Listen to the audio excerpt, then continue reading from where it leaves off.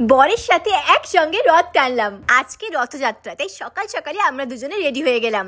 আজকের সাজের আমার স্পেশাল হচ্ছে এই নাকের নথটা, এটা আমার খুব প্রিয়। তারপরে আমরা বেরিয়ে পড়লাম আমার বাপের বাড়ির উদ্দেশ্যে। আমার বাপের বাড়ির সামনে দিয়ে যায় যশোমাধবের রথ। কলকাতার রাস্তার যে জ্যাম, সত্যি খুব চিন্তা হচ্ছিল আমাদের পৌঁছানোর আগে যেন রথটা না বেরিয়ে যায়, কিন্তু ঠাকুর রক্ষা করেছেন। আমরা ঠিক সময় মতনই রথের কাছে পৌঁছে গেলাম এবং দুজনে মিলেই রথ টানলাম।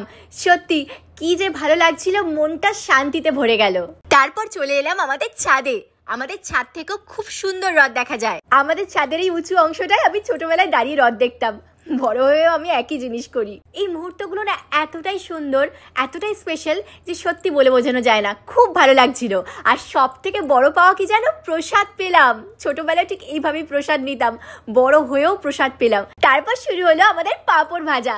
রথের দিন পাঁপড় ভাজা খাবো না, এটা তো হতে পারে না। ছাদে বসে আমরা প্রচুর গল্প করলাম আর সঙ্গে গরম গরম পাঁপড় ভাজা। সত্যি দুর্দান্ত লাগছিল। আমার বাপের বাড়ির এই ছাদটা আমার খুব খুব প্রিয়।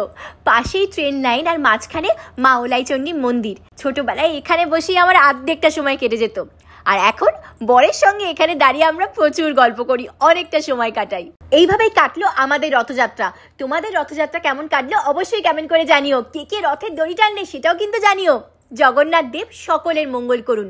জয় জগন্নাথ।